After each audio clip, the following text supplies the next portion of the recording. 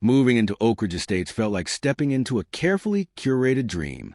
The streets were spotless, every lawn meticulously groomed, and the houses radiated suburban perfection. But beneath that polished surface lurked something far less welcoming, a homeowners association with an iron grip on every aspect of its residents' lives. My name is Jake Benson, and I was 16 when my family moved into the neighborhood.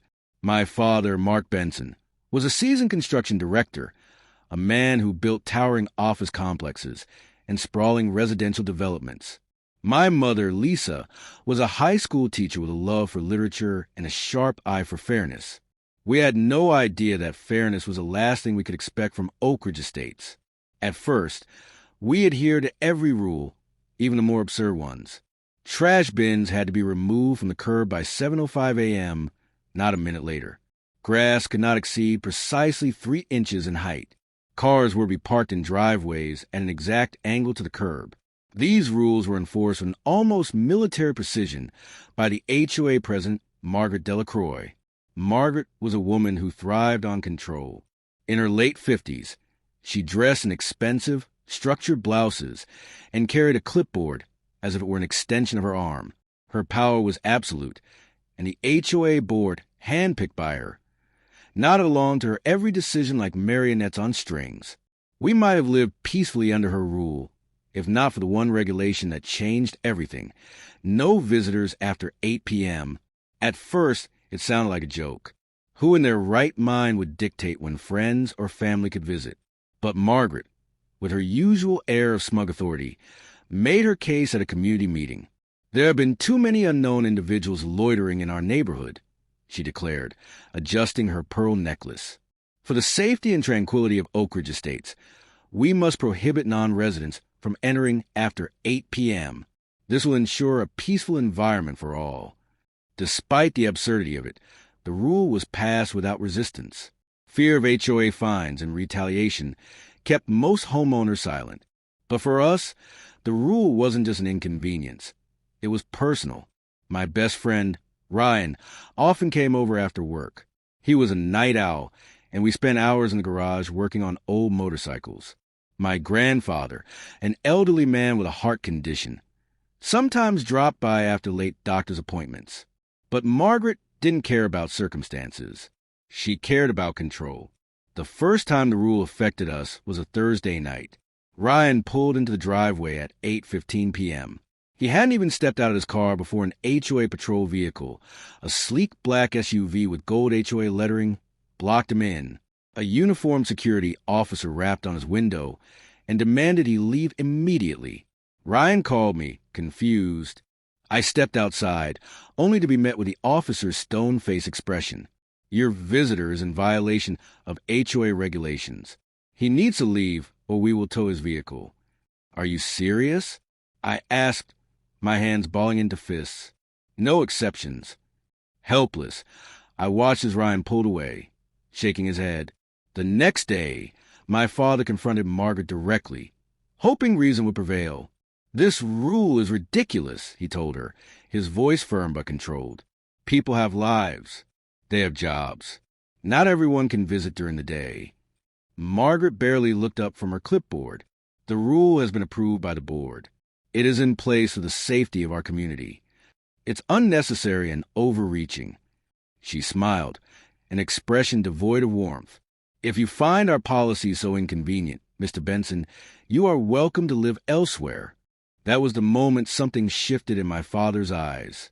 He wasn't a man who sought conflict, but he also wasn't a man who tolerated injustice. Margaret had underestimated him. He didn't argue further. He didn't raise his voice. He simply walked away with the quiet resolve of a man who had already decided exactly how this battle would end. And Margaret?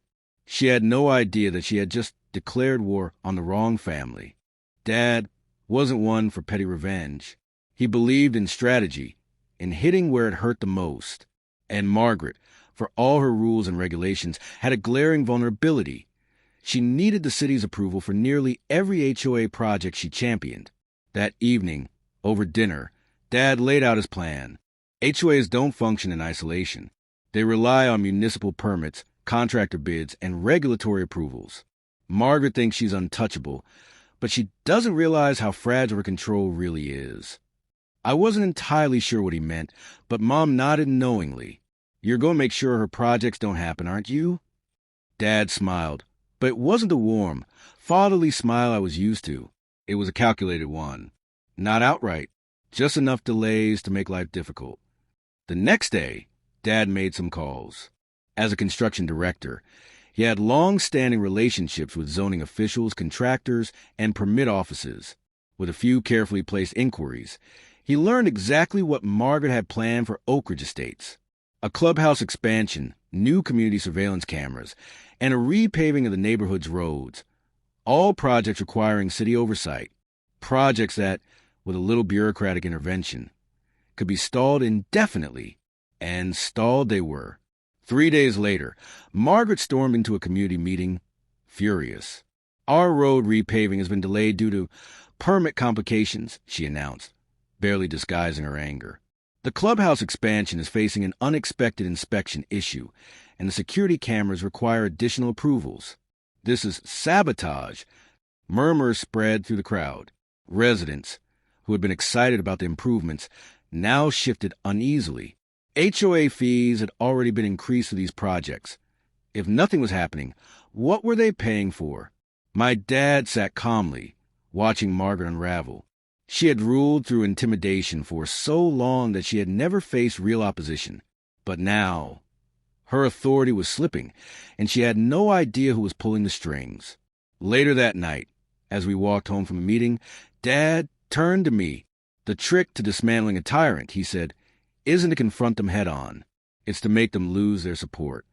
And judging by the way Margaret had stormed out, we had just taken the first step toward doing exactly that. Margaret prided herself on control, but nothing exposes a leader's weakness faster than broken promises. With every stalled project, the trust between the HOA board and the residents of Oakridge Estates crumbled further. The community pool was supposed to undergo renovations, but without permit approvals, work never began. The roads, once pristine, were slowly deteriorating, and with repaving indefinitely delayed, potholes became a daily grievance. The high-tech surveillance system, meant to make the neighborhood safer, remained a pile of unopened boxes in the HOA office. Margaret, once the untouchable queen of Oakridge Estates, was now facing something she never anticipated: doubt. And doubt, as my father knew, was the first step toward complete collapse. Margaret Delacroix had spent years ruling Oakridge Estates with an iron fist, her power unquestioned, her authority absolute. But now, the cracks in her empire were widening, and my father, Mark Benson, was holding the hammer. The delays to the HOA projects had turned the once loyal residents against her. What had once been whispered complaints about petty fines and excessive rules turned into outright defiance. People stopped paying their HOA dues. More and more homeowners left their trash bins out past the designated removal time. Driveways became cluttered with vehicles parked at whatever angle their owners pleased. The neighborhood, once pristine under Margaret's strict regulations, was beginning to slip from her grasp. And the final blow was about to land: the unexpected meeting. One evening, as my father sat in his home office, his phone buzzed with an unexpected call. It was James Calloway, the HOA's treasurer. "We need to talk," James said, his voice low and urgent. "Not over the phone. Can you meet me at Joe's Diner in an hour?" Dad agreed, sensing an opportunity. When he arrived, James was already seated in a dimly lit booth, nervously stirring a cup of coffee. He was a man in his late 40s, always overshadowed by Margaret's domineering presence. But tonight, he looked like someone who had finally decided to step out of that shadow. "She's been misusing HOA funds," James said without preamble. "Thousands of dollars funneled into consulting fees and administrative costs, all going to companies she personally controls." Dad leaned forward. "You have proof?" James slid a flash drive across the table. "Financial records, bank statements, invoices, everything. I've had enough. The residents have had enough. If you can take this to the right people, we can finally get rid of her." Dad took the flash drive and smiled. "James, you just handed me the final piece of the puzzle." The next HOA board meeting was standing room only. Word had spread that something big was about to happen.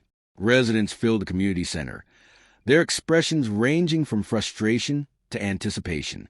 Margaret sat at the head of the table, her clipboard in front of her, an air of forced composure about her. But there was unease in her eyes. The meeting began as usual, budget reports, upcoming neighborhood events. But then my father stood up. "I'd like to address the board regarding some financial irregularities," he said, his voice steady. "Specifically, the unauthorized use of HOA funds." Murmurs rippled through the crowd. Margaret stiffened. "This is not the time or place for baseless accusations, Mr. Benson." Dad pulled a folder from his briefcase and held it up. "Not accusations, evidence. Financial records showing thousands of dollars in misallocated funds. Money that was meant for community projects, but instead found its way into accounts linked to you." Gasps filled the room. Margaret's face drained of color. "This is outrageous," she sputtered. "You have no right." Dad cut her off. "Actually, I do. And so does every homeowner in this room. You've been bleeding this community dry while enforcing rules that benefit no one but yourself." James Calloway stood next, his voice steady. "I've verified the documents. Everything Mr. Benson is saying is true." The room erupted. Residents who had feared Margaret's wrath now had the proof they needed to fight back. Shouts of anger and demands for her resignation filled the air. Margaret stood, her hands shaking. I need to consult legal counsel before making any statements." Dad smiled, but there was no kindness in it. "By all means, but I'd recommend stepping down before the authorities get involved." And with that, Margaret Delacroix, the once untouchable queen of Oakridge Estates, was finished. With Margaret gone, the HOA underwent a complete overhaul. New board members were elected. The draconian rules were rewritten, and most importantly, the 8 p.m. visitor ban was abolished. It was a long battle, but in the end, justice won. My father, with his quiet but strategic defiance, had dismantled a tyrant without ever breaking a single rule. As I sat on our porch one evening, watching Ryan pull into our driveway at 8:30 p.m. without fear, I knew we had won more than just a battle against the HOA. We had won back our freedom.